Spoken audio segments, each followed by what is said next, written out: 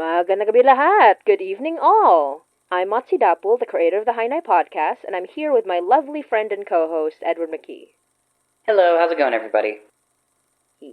Hello, Edward. How you doing? Hello, Motzie. How's it going? Good. I'm finally relaxing. Finally. This entire October has been crazy. Yeah, you've had a pretty busy time of it. Yeah, and what do I have to show for it? But no episodes. But we will be getting back to episodes soon. Yeah, we're getting back into it. It's fine. You needed a break. Yeah. I think and we have a lot of live streams, so if you haven't watched the live streams, watch them. They're really fun, and I might turn them into They are really, really fun. Yeah, I might put them into audio files after this. We'll see. Anyway, welcome to the Hainai B-Sides, where we chat about Hainai episodes, characters, inspirations, and Filipino culture, folklore, mythology, and monsters, and of course, the wonders of Toronto. So, for today's episode, we'll be covering the last 3 episodes that we've released, which are Tagapagtanggol, a Protector, that's episode 67. That's Silipin, Check-In, episode 68. And episode 69, Pangarap or Dream. So that's going to be fun to talk about. Because I played a little bit with the titles here, and I will tell you in a moment. But I will quickly go over the summaries for each episode, then the questions that we received for each episode, and just some general Hainai questions. So, the summary for Tagapagtanggol, a Protector, is Mary meets Vanessa to talk about the burgeoning elder war against her. A DJ in the Dark Collar talks about her terrifying imaginary friend, Mr. Slimy Smiley, and the man who came to kill him. So, and check the episode for content warnings, but the first content warning on this episode is dental horror. Yippee! Yippee! We love a good Junji Ito dental horror. Exactly. And then there's episode 68, Silipin, or Check-In. I said check-in, like the word, but no. Like the noun, but no, check-in as in, like, the verb. So, check-in. Mary checks in on Richard Henry and makes a shocking discovery, and other Mary checks in with news about the man with Tatay's Balisong. So that was a super fun one. We got to meet Richard Henry's, some of Richard Henry. We'll talk about it more in a bit, and obviously spoilers. And then, finally, episode 69, nice. Nice. Pangarap, or Dream. Now, we've had an episode called Dream before, which was Panaginip. But, for this one, Pangarap, as in dream, it means more like a dream is a wish your heart makes, like a wish. Pangarap is more like a wish than a dream, but we do play with the title a little bit, because obviously it has to do with a certain dream walker that we have come to know and love and be wary of. And, of course, because it's episode 69, we had to do something a little special for this one. Just a little special. Just a little special. Just a little bit. Yeah, we had to do it. Like, what? It's episode 69. Like, if we didn't do it, then what's the point? Exactly. What's the point? Come on. We have to be a little silly. Exactly. We have to be a little sexy for episode 69. That's what it's for. So, that's what it's for. Yeah. The summary is, Manfred Darche dreams of death and love, and Mary discusses Murphy and Donner's relationship with Ashvin and opens a door for Donner. So this was the continuing adventures of the polyamory, of the polycule. And also, I decided that the sexy episode would focus on the saddest old man in the entire series, because of course I did. Of course. Literally the saddest old man. The one with the most depression and sadness gets to have the sexy episode, because why not? Why not? Why not? That's what Hainai's about. Listen, it wouldn't be a horror podcast otherwise. That's true. If the sad old man didn't get to be a little sexy, then what's even the point of a horror podcast, right? Literally, what's even the point? Come on. Unfortunately, he is my favorite character. He's literally my favorite character. It's so funny to me. I love him so much. But yeah, so we'll start with the questions that we were sent in. We have a few wonderful questions, and obviously because it's also been a little bit of a break before the last B-Sides. I mean, since the last B-Sides, because October has been very busy. But we have a couple of lovely questions from listeners, some old, some new. And the first question I want to answer is from Kyria on Tumblr. Kyria asks, with all the delightful mentions of Nan's cooking, and knowing the food cultures our heroes are from, what is the spiciest dish you think they've eaten? And who makes the spiciest food out of the group? So... Oh, that's such a good question. It's a good question. And also, part of the question is, also, does Nan have room at her table for me? I want to try her oxtail dish. Yee. Oh, God, me too.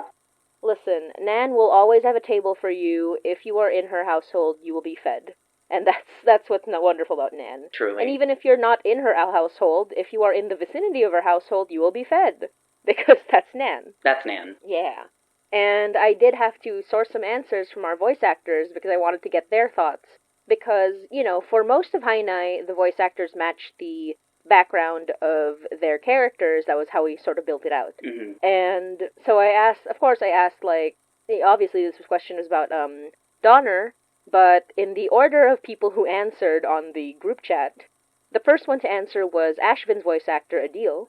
And Ashvin's voice actor, Adil, said, well, I'm not sure, because Ashvin's voice actor, he said this, he referred to himself as Ashvin's voice actor, Ashvin's voice actor thinks cumin is spicy, and I'm like, dang, Adil has no spice tolerance. That's so sad. Which is fair. Oh, no. He is Indian, he is ethnically Indian, and he's like, no spice. That's so funny. I have a higher spice tolerance than him. Exactly. He said, the Wendy's chicken sandwich, Wendy's spicy chicken sandwich. Oh, that's so funny. Oh, no! Yeah, but it's very funny. He was saying, nope, I have no spice tolerance, and he's saying, well, I don't know about Ashvin, though. And I said, it would be the funniest answer if Ashvin also has no spice tolerance. Oh my God, that'd be hysterical. It would be very in line with Ashvin. It would be so in line with how Ashvin is as a person. Truly. He's all about, circumventing expectations. Mm-hmm. So I imagine, all of the people that he knew over the course of his life were like, oh my God, we totally need to try this new Indian food place. We need to get really spicy foods because I think you'll love it. And he's like, no. No, exactly. I think that it fits him very well, but he's like, no, I don't, no thank you. I think he's more of a sweets guy, or, I'm sure he enjoys a lot of, many different foods, but I do think that his spice tolerance is quite low, because over the years he's kind of accepted that, I just don't have it. I just don't have that. I just don't have it. Yeah. Whereas I feel like Donner would be the opposite, right? Mm-hmm. Absolutely. So they actually did answer. So Edward, who is the voice of Murphy, and Leon, who's the voice of Donner, also did answer this question. But before we get to that, the question was, what is the spiciest dish you think they've eaten? And the answer for Ashvin is, every Indian dish.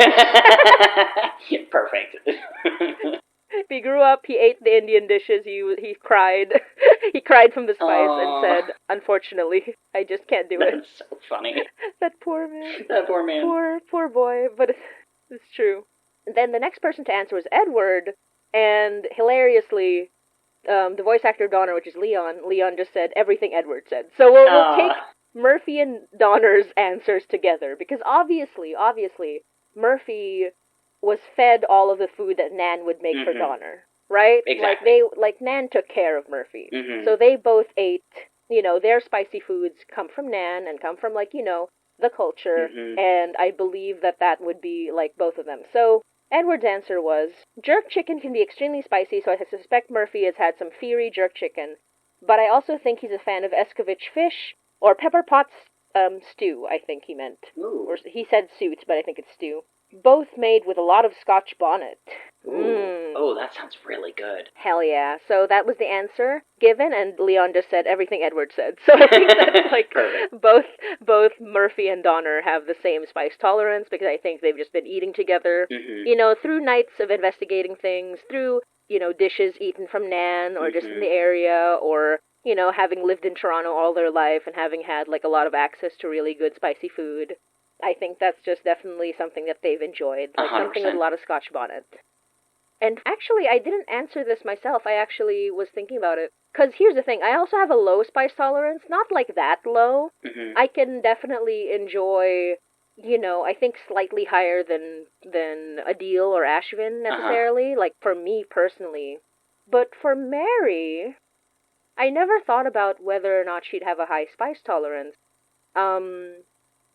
I feel like she might, because, again, there are many ways that me and Mary are very different. Mm-hmm. And I think Mary would enjoy a good spicy meal. I think she would enjoy, in the Philippines, there's something called Biko Express, which is like a spicy dish that is very delicious. Mm-hmm. So I think she'd enjoy a Biko Express. I think she'd maximize the green peppers and the red peppers in her regular in her sisig and all that. Mm-hmm. So I think she would definitely like open it up and just like, because there's a tiny pepper in the Philippines called sili, which is quite spicy, like not as spicy as say a Scotch bonnet. I think I haven't compared them, but I do think that Mary enjoys a good spicy meal. I don't think she goes like super hard on it. I think she'd be somewhere in the middle, Mm-hmm. medium That makes to sense. slightly high spice tolerance.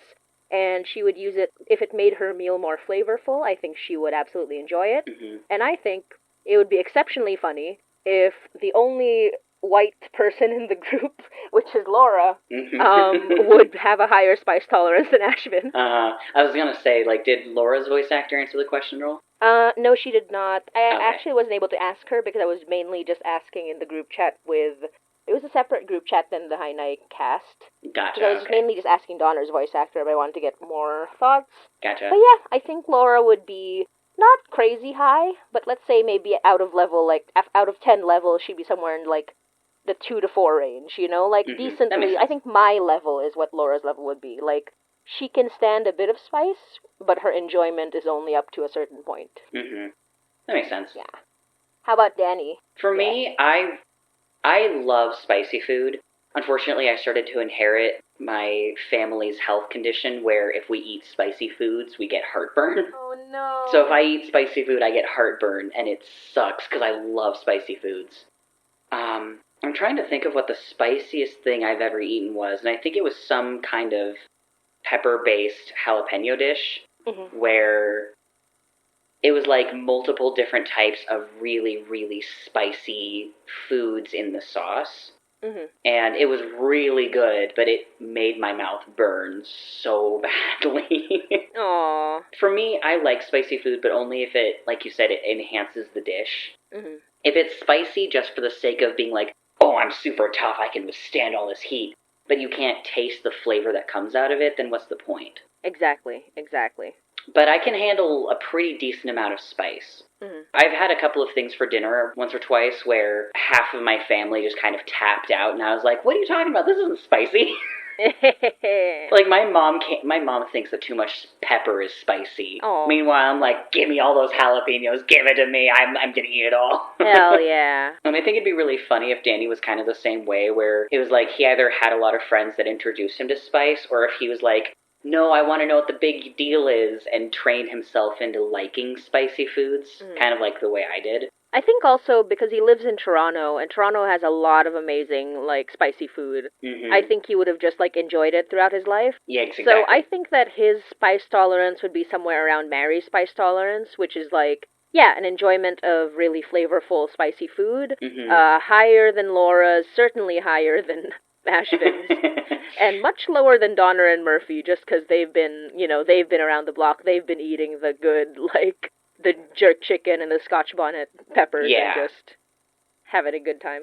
I definitely think my spice tolerance is better than Danny's. Mm-hmm. I've eaten some spicy foods and been like, this is fantastic, and they would be spicy enough to probably make Danny cry.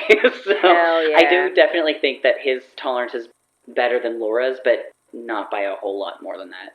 I also like the idea that he would, like, if he was given a food that was too spicy for him, he'd endure it because it was delicious. Yes. But his comfort level is much lower, you know, Yes. like I'm sure that if he sat down and ate, like, Nan's food and was like, I like spicy stuff, and then sat down and was like, wow, this is painful, he'd still be very happy because it's, like, good food, you know? I think that's the kind of person he is. Yes, absolutely. He would be crying, his mouth would be on fire, his nose would be running, but he would be smiling because it's tasty. Exactly, that's how Danny is. It's a good question. Yeah. What a great question. Okay. Thank you for asking that. Yeah. Okay. Now on to the plot questions from Yes. listener Alex. Yippee! Our favorite listener Alex. Thank you, Alex. favorite because of the lore. Like, not favorite in general, because we love all our fans and love all the listeners. Of course. But listener Alex is... Alex is just the one that answers, asks so many more questions. Exactly. So we always appreciate them. Exactly. Listener Alex coming in for the lore. Love it. Love him. Exactly. Okay. So, the first question was... this is like... Okay. How does Richard Henry talk as a severed head without lungs and vocal cords? Does he use telepathy or produce sound waves via magic? That is an excellent question, actually. Don't call me out like this. Don't ask me about the logistical anomalies of a talking head. Unfortunately, I will have to say it's magic, because I can't... I mean, it is magic. It is magic, but it's an interesting question to think about, because, yeah, like, in order for somebody's mouth to produce sounds, you have to have the tongue and teeth, obviously, but you also have to have the larynx, yes, and then you'd need to have the jaw that moves up and down. Yes. And obviously, Richard Henry has the tongue, teeth, and jaw, but at what point does the neck get severed? Is it above or below where the larynx typically sits? And even then, then, of course, he lungs. doesn't have lungs to breathe. Exactly. Yeah, he doesn't have lungs. So, I feel like the way I've been envisioning this, and you can correct me if I'm way off base, but the way I was envisioning with Richard Henry is that he can talk because he believes he should be able to, and because magic is primarily will-based. Like, your willpower is what strengthens your magic, for the most part. Like, there's a lot more to it than that, but your strength of will kind of reflects how strong you are in using magic. And I think, even as a head, Richard Henry would have enough magic to be like, no, I can talk. Yeah. I should be able to talk, so I can talk. Yeah, I would say that works out. I think it definitely is magic, because I wasn't thinking of telepathy. Yeah. When he talked, he would, emote, he would use his mouth and all that. I think, partly because that's how he expects to talk. I don't believe that he would, converse with somebody without, conversing with them.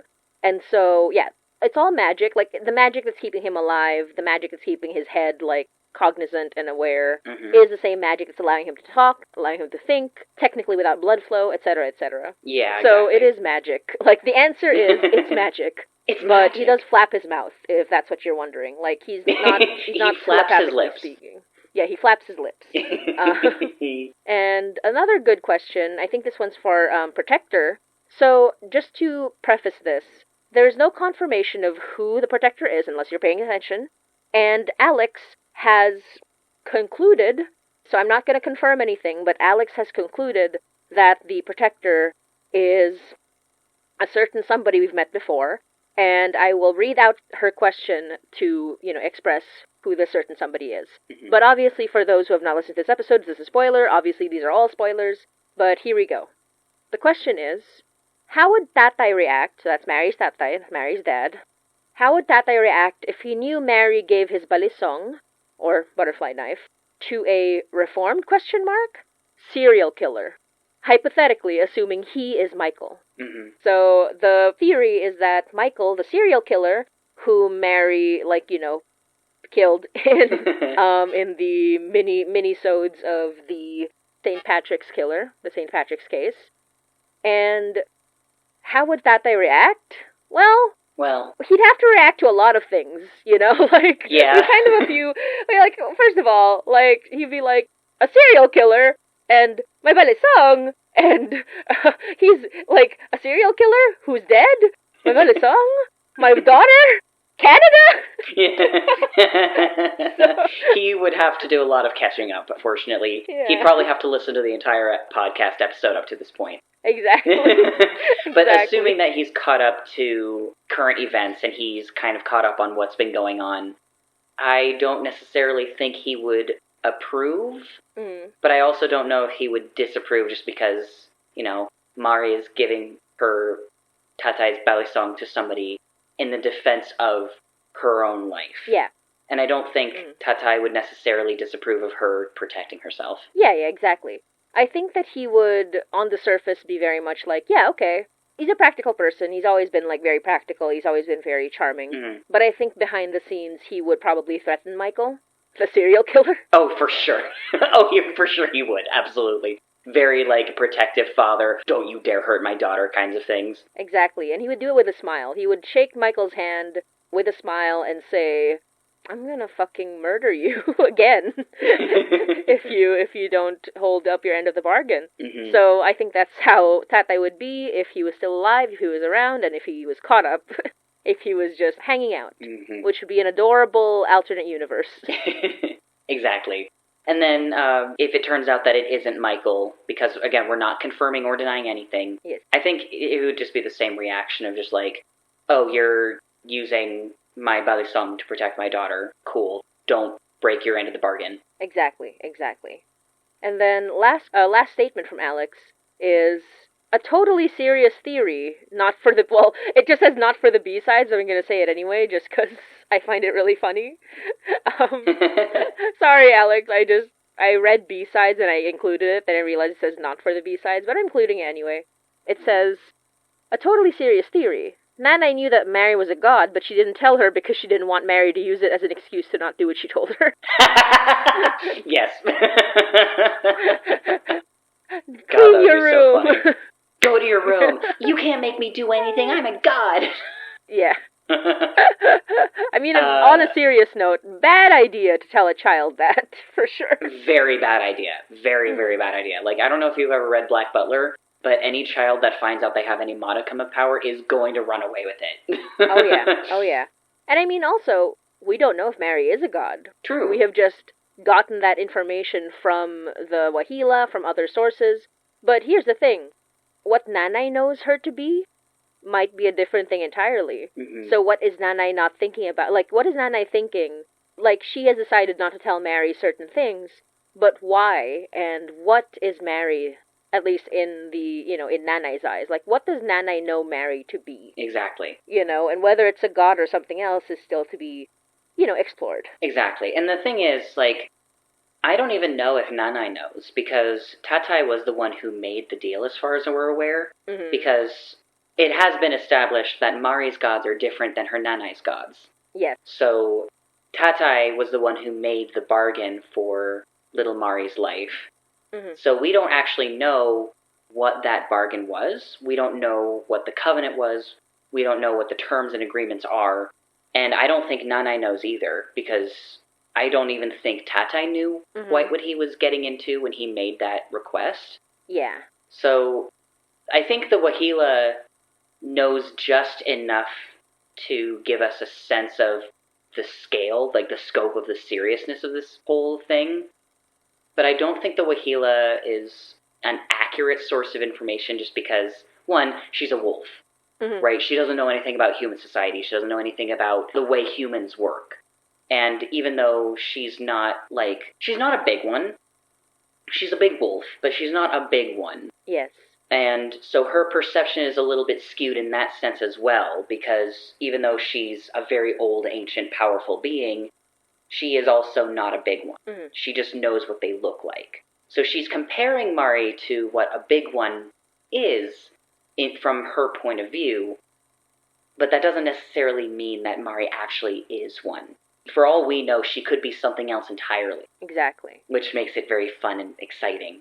But as far as Mari's Nanay and Tatay are aware, I don't actually think they know. Mm-hmm. And you can correct me if I'm wrong on that one too, but from what I'm hearing, what I'm understanding, just from what we know that's been revealed so far, is, we have no idea. Mm-hmm.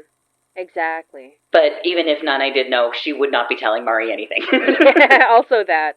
Also, Nanay's a very strict mother, and strict mothers don't tell their daughters anything. No, they do not. But yeah, just some things to remember. One, Tatay was a Catholic missionary. Yes. So he married a babaylan, but his knowledge is about, like if you know what your spouse does, and that means he may have a lot of information, or maybe he has limited information. Either way, he married a babaylan. But Nanay, on the other hand, is a babaylan with all that background knowledge, but of a different set of gods. Yes, and that's so they are kind of both what I mean. like in a position. Yeah, they're both in a position where they have a certain amount of knowledge, but it's sort of interesting because like Nanai's a little bit out of her depth, and Tatay is very out of his depth, but at the same time, they both seem to understand what they did. Yes, like they knew enough to know what they were doing. I don't think they understood the scope of what the ask was, just because they didn't know what it would do to their daughter, specifically. Mm-hmm. But they knew enough to know, like, whatever it is that they asked for would work. Right. Yes. And they know that it was doing something to Mary at certain points. Yes. But Nanay more than Tatay, because Nanay's been around for longer and observing it longer. Yes, and also, again, the knowledge of being a babaylan versus being a Catholic priest. Yeah. Or just being a Catholic gentleman. Missionary, thank you. You Yeah. said it and I immediately forgot the word. Priest can't get married. Priest can't get married. He was a missionary. Even though I did make that sexy priest for that one episode. Okay, but that was for extenuating circumstances. You have to have at least one sexy priest in your horror podcast. Exactly, and I have many coming up soon. Anyway. Yes, we'll talk about that some other time, though. Hell yeah. Okay, one more question from Hawkfurs. Hawkfurze? I never knew. I just say Hawkfurs in my head. Another wonderful listener who also does some amazing art and just some amazing posts about Hainai. Yes. So the question is, what are the Benefactor and Richard Henry's Benefactor celebrations? Sorry. What are the Benefactor and Richard Henry's Benefactor celebrations like? I think they meant birthday celebrations. Now that I'm reading it. Well, it's a Benefactor celebration. That's true. Like that point on while they were doing them. So, what were these celebrations like? Do they go off to keep doing cocaine on the beach, or do they spice it up every so often? So, this beautiful. This was from Check-In. This was from Silipin. Mm-hmm. And it was Richard Henry sort of reminiscing about their times together and how Richard Henry sort of established the Benefactor's birthday. Mm-hmm. Because the Benefactor, in that time he was poor and his family did not keep track of his birthday, just his birth month. Yeah. So Richard Henry was like, how about this becomes your birthday? Just so they could, establish a day where they could celebrate. And it was sort of another gift that Richard Henry gave him. And when they did that, they went to the beach. They had a beach episode. They drank some expensive liquor and just hung out. And I answered this on the Discord with, cocaine is for work. Liquor is for birthdays. Liquor is for parties and celebrations. Exactly. Yeah, you don't take cocaine unless you're working. Exactly. At least how the Benefactor did it. Yeah. He was doing it for work. He was doing it for productivity, okay? Exactly. Yeah, so that's how it was. I mean, they would, meet up. They would have a nice, relaxing drink. They would chill out. They would, fall asleep on the beach. They just had a good time. They were having a nice time together. It was very sweet. And, of the many things that Richard Henry has done, unfortunately, he decided to bookend it with some betrayal. Yeah. But before that, he was really nice to the Benefactor. On the surface. On the surface. Exactly. So yeah, those are all of our questions for now. But I guess my question for you, Edward, is that do you have any thoughts or questions about these episodes in particular, or just, the topics you've covered so far about Hainai and, just, something you want to discuss right now? Yeah, I actually had a question about Check-In. Mm-hmm. I'm still struggling with pronouncing Tagalog words, so the titles kind of escape me a little bit. No worries. After Richard Henry's, the whole betrayal thing, did the Benefactor still celebrate his birthday anyway? Because it was a gift from Richard Henry that he has a birthday now. So would he continue to celebrate his birthday even after Richard Henry stopped being around to celebrate with him? That's a good question.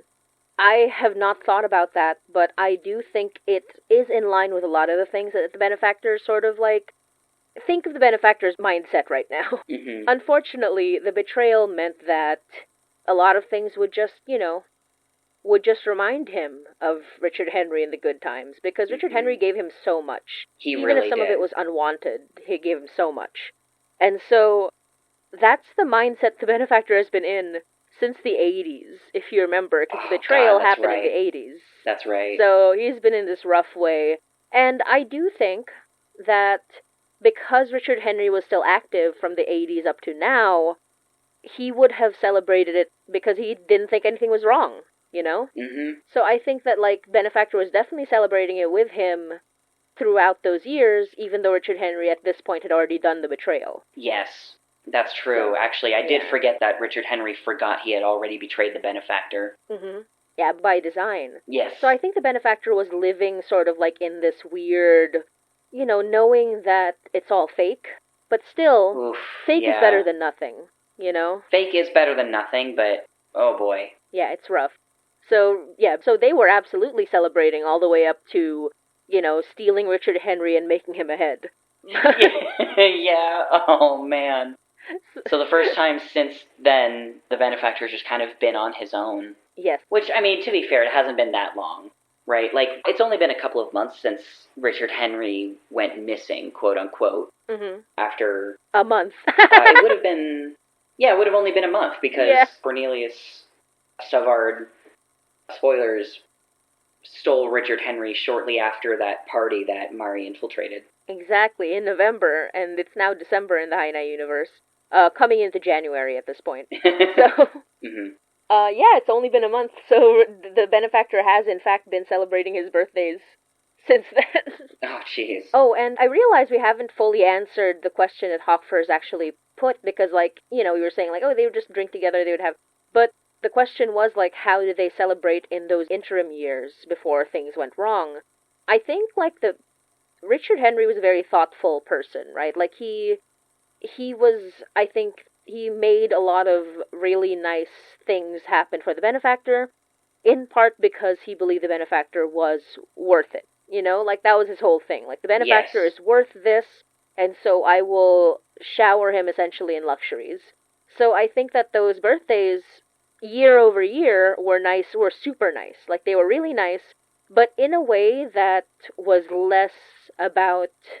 It was about getting away. Mm-hmm. So I think that Richard Henry definitely did some expensive stuff, but every now and then he would do something where they could just, get away from it all, be in the quiet, have a good time. And, it was nice, is my answer. Yeah. They would do luxurious things like go on a cruise or go to a hotel or, but they would also just be on the lake or sit down together. Just something quiet to ease... his burdens, because the Benefactor was the leader of it all, and Richard Henry wanted to support him in every way he could. Which kind of just sucks now because, just kind of in general, because they were doing those really nice things and going on those quiet vacations and spending that quiet time together, and it's tragic for two reasons. One, because there was a very real affection kind of between them, and then there was also that very real betrayal that happened between them. Exactly. Oh, man. Hainai really does have everything. It has your toxic yaoi, it has your tragic yaoi. Yeah, exactly.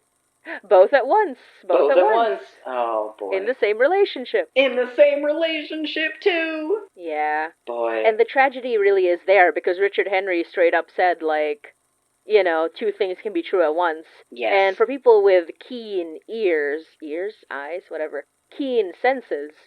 they might have noted what he meant by that, which is to say that he believed that the Benefactor was not taking the opportunities he was meant to, and that's why he betrayed him.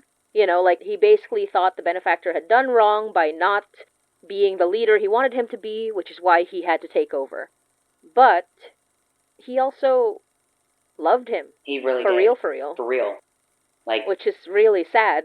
I know, God, these two kill me. Yeah. It's very sad, because Richard Henry straight up was, really loved him, and that's why he felt like it was a betrayal that he wasn't being the best, being the best leader he could be in Richard Henry's eyes. Mm-hmm. He had these unrealistic expectations of who the Benefactor should be, and while a lot of it was coached in love, there was, the betrayal came from somewhere, and it was this idea that the Benefactor was not doing what he should be doing in Richard Henry's eyes, but in Richard Henry's eyes, he was meant to be the best person ever. Exactly. So his love for him was real, but that was also why he betrayed him, because he believed the one I love should be the best one. Exactly. And it's so interesting because this is one instance where communication, I would argue, would make it worse.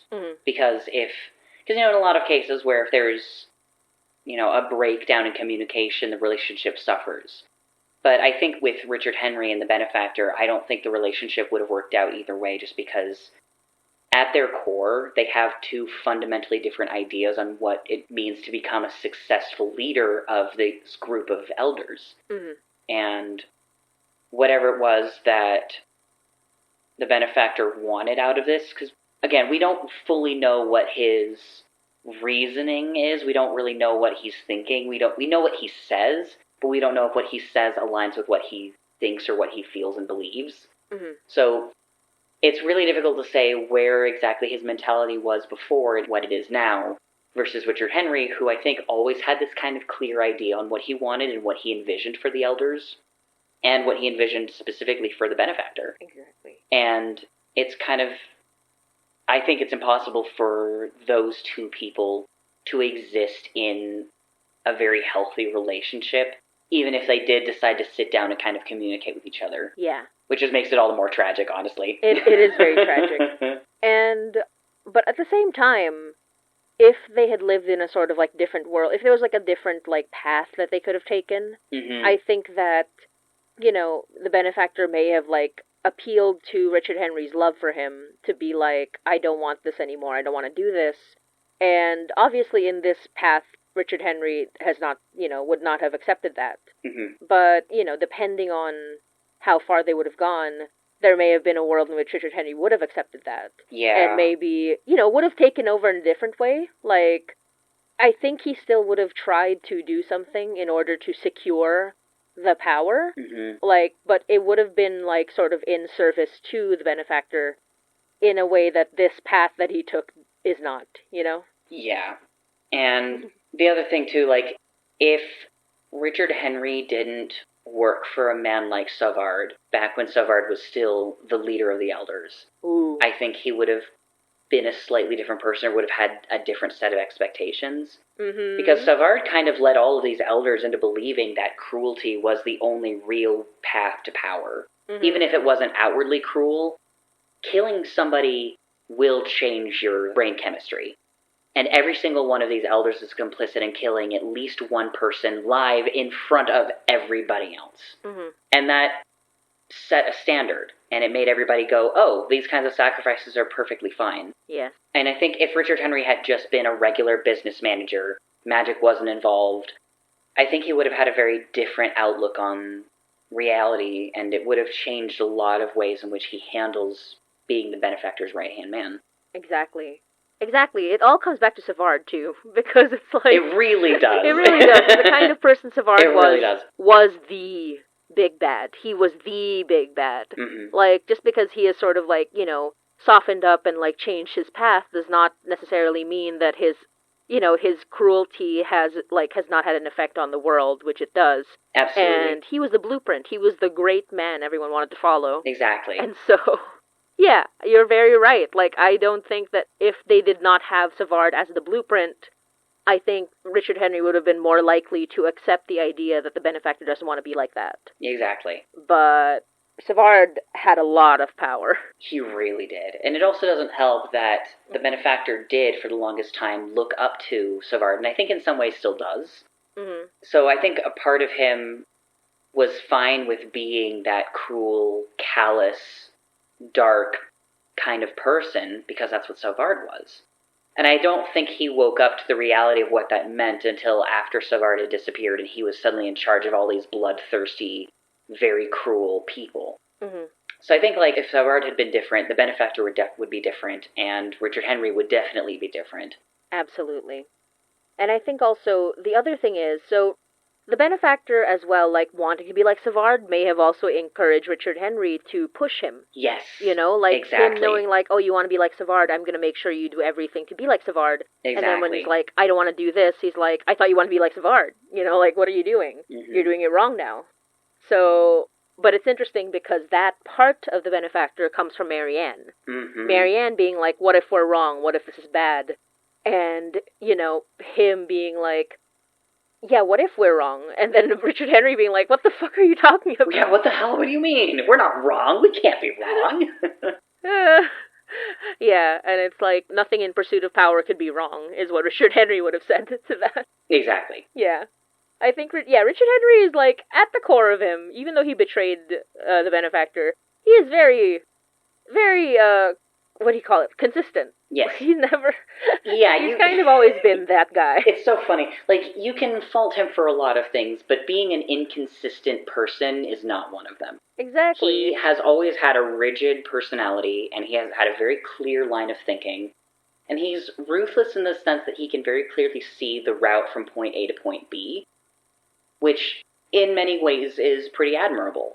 It's just unfortunate that he put that ruthlessness in the pursuit of power and not in something like making the world a better place. Because ruthlessness, at its core, is not necessarily a bad thing. It's more of a flaw utilized by people who don't care about the people around them, for the most part.